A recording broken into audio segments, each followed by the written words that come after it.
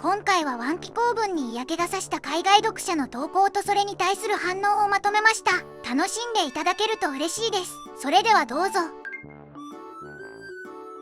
あの男があのものを使ってそれを倒そうとしている。あの二人が止めに来る前にみたいなセリフ。もう寒すぎる。もし今のワンピースが新連載だったらテンポと会話のひどさで即打ち切りだよ。もちろんワンピースや他の漫画のセリフが現実的だったとは思ってない。でも今のこれはもう恥ずかしいレベル。一回だけの演出ならまだしも最近はずっとこんな感じ。このわざとらしい謎セリフが普通になってる。あとはドラゴンのとか仲間がやられてるのにルフィがギャハハハハって笑ってるとかニカニカニカ。もういいって。ベガパンクも延々とどうでもいい話ばっかで何十話もかけてぼかした説明をしてようやく確信に触れそうになったら中断される。1100話超えてるのに新情報が全然出ない。この終盤に来て小田はわざと読者をイラつかせに来てるんじゃないかと思うレベル。まあ何百万人も釣り続けてる努力は逆に尊敬するけど、最近のストーリーもキャラもスカスカでもうミームとかアジェンダピース作者の考えが先行することへの皮肉の方が本編より面白い。しかもこの手のセリフが定番化しすぎて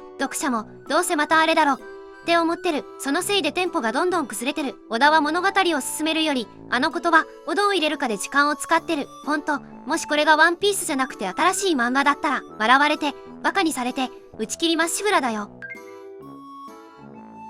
それをやったあの男があの時あの場所であれをした。続く。救済ですってオチ多すぎだろ。ベガパンクの10分待ってくれが8分で大事なことを言う。7分で全員聞いてくれに変化していくのくさ。クルーのリアクションだけで1話終わるのやめろ。これ週間の拷問措置だわ。もしワンピースがオハイオ周発の新人漫画だったらとっくに打ち切られてるよな。このテンポとおしゃべりの多さ、ほんと最悪。昔からワンピースの会話がリアルだったわけじゃないけど今のは本当に寒い。しかも1回の失敗じゃなくてこれがずっと続いてるのがきつい。今のおしゃべりまみれが標準になってて偶然の打開じゃなくてもはやスタイルとしての問題。あの技を使うぞっていうくらいなら技名まで言ってくれ。どうせ自習救済なんだから。NIKA これ NIKA あれ NIKA お願いってセリフもはや呪文レベル。ニカがフライドポテト借りて返さないのかみたいなくだらん例えの方がまだ面白い。正直エッグヘッドで一番テンポよく進んでるのコビーとローとバディ関連なんだよな。麦わら以外にカメラが向くと物語が進むってもうギャグみたいな構造。 T の意思を今ここで言えって気持ちは痛いほどわかる。でもどうせ最後の島まで言わないんだろうな。 D の意思あと300章待ってください。世界を震撼させた事件とか言ってるけど電池は階層と曖昧後の渋滞で身動き取れてない。ベガパンクの準備の10分って長い回転寿司待ってるより長く感じたわ。しかも中身はそれ知ってるって話ばっかり。世界的には衝撃でも読者からしたら肩透かし。ただ世界に真実が流れた和物語的にはでかい伏線だとは思う。習慣で読むと薄味なだけ。 JJ エイブラムス現象って言葉ほんと的確。ミステリーとしての構成はうまいけど結末の手応えが薄いんだよな。彼は笑ったが歴史を変えたみたいに盛り上げるのもいいけどそこまで神格化すると逆にしらける。熊の階層は俺は好きだったよ。ただ痛み描写の連続はちょっとしつこく感じた。クマ編がピークって意見も多いしあの部分で謎がいくつも整理されたのも確かだしな。でもあの人に伝えなきゃはさすがに茶番すぎた。代名詞ゲームってやつだろ。日本語だと守護省略が自然でも英訳すると違和感えぐい。毎週のように人工クリフハンガー繰り返してたらそれ聞き目なくなるよ。終盤なんだからテンポ上げてくれ。セラフィム追跡と火曜区の重工のシーン緊張感あったのに解決シーンすっ飛ばしてて謎すぎた。終盤なんだから遮らずに語れはマジで正論。でもページ数的に一気に描けないジレンマもわかる。単行本で一気読みしたら評価上がるけど週刊で追ってるとブレーキ踏みすぎてて辛い。ウォーターセブン NES のテンポは神だった。最近は同じ章内で自己反復が目立ってる。前話これはまずい。何かやばい。まさかあれを使うのか。逃し商本と笑う。説明反応説明反応。このパターン多すぎて緊迫感が摩耗してきた。 D がついてる人は特別です。喉や顔ももう何回目だよ。ベガパンク放送は世界観のスケールを出すための演出ってのはわかる。でも読者目線だと読む体感が軽くなるんだよな。放送が作中キャラにとっての真実であって読者にとっての復讐っていう位置づけなのは理解した。でも10話しかけて次は本当にヤバいって引っ張るのはやりすぎ。漫画の呼吸が荒い。ワノ国は一気読みだと冗長に感じたけど習慣で追ってる時は気にならなかった。エッグヘッドは逆に習慣だとストレス出る。悪いペースは今に始まったことじゃない。ハト終盤でこれはさすがにきつい。歯がずっと殴り合ってる。少しの辛抱って25年間聞いてる気がする。作者の体調を第一に考えろ。長期休養してもいい。でも引き延ばし感が出るとイラッとするっていう矛盾な。ここ数年にはやって1回休むリズムだから余計に進んでないように感じるのもある。アニメの週刊進行はさらに地獄。鳥かご3巻分の悪夢を思い出す。ウィークリー前提の人工クリフハンガー商法。ベガパンクはもう全部言った。これで世界が変わる。って意見もわかるけど、読者としては薄味に感じることもあるんよ。文学的傑作、小学生の国語って両極端な意見が同じスレで殴り合ってるのか遅すぎ。フラミンゴ周りの会話が深いって意見はわかるけど、それが今の曖昧セリフ乱発の免罪符にはならん。世界は沈んだは予想通りだったけど、伏線回収の快感よりやっぱりな勘の方が強かったな。理論が当たる。ネタバレじゃなくてそこまで綿密に伏線張ってる証拠だと思う。とはいえ、10分待ってからの既視感のある話を何週も見せられるのはさすがに忍耐テスト。五老星の化け物っぷりはすごいのに、行動結果が出ないまま長引くと威厳が薄れる。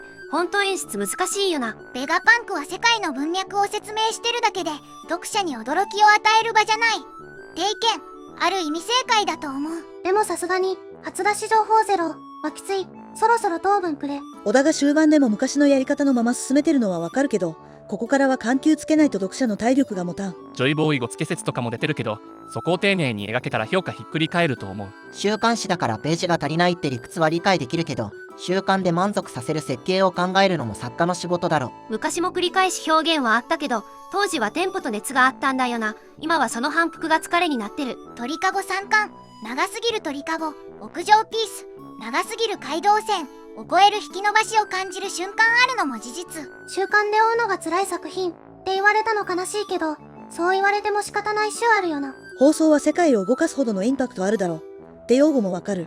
でも戦場を止めるほどの説得力が毎回は出てない。最終章っぽいのに足踏み続き、この印象が積もると後がきつい。そろそろ本格的に動いてくれ。サターンの眼光で頭引けた時の衝撃、あそこから失速したのもったいなすぎた。外伝とか扉絵シリーズで息抜きできるのはありがたい。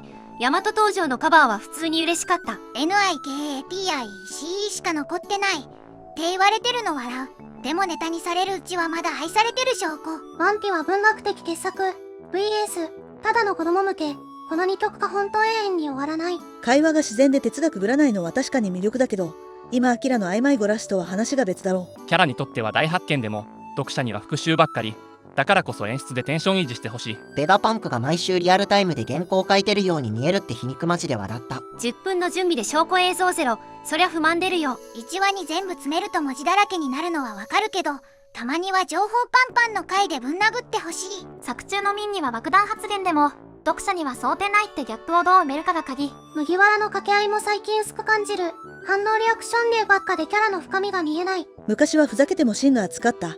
今はネタが多めでルフィの本気の顔が恋しい。グッズ展開に合わせて引き伸ばしてる説とか出てくるのも、テンポの悪さが原因なんだよな。放送の合間に戦況が進まないのも確かにソープオペラ、人間関係中心のドラマ化してる。エルバフで全部解決するとは思ってないけど、そこまでにギア上げてほしい。空島の伏線回収みたいな快感、もう一度味わわせてくれ。終盤でレベル連発されたら手のひらクルクルする。ベガパンクは世界を動かすスイッチにはなった。次は物語を動かすギアを噛み合わせよう。考察民が当ててる。作者の敗北じゃない。その道筋を美しく描くのが漫画家の真骨頂だろう。毎週の満足度が下がってるのは構造の問題でもある。だから単行本設計と週刊テンポの両立が鍵。作者の転校が第一だし、長期救済してもいい。その代わり戻ってきたらギア全開でかましてくれ。総じてエッグヘッドの課題は曖昧語の連発と人工クリフハンガーの使いすぎ、そして群像の詰め込みすぎ。それ7になのか。今日こそはっきり言ってくれ。ODA いかがだったでしょうか。これからも最近のワンピースに疑問を抱く読者のコメントをまとめていくので、チャンネル登録と高評価をしていただくと励みになります。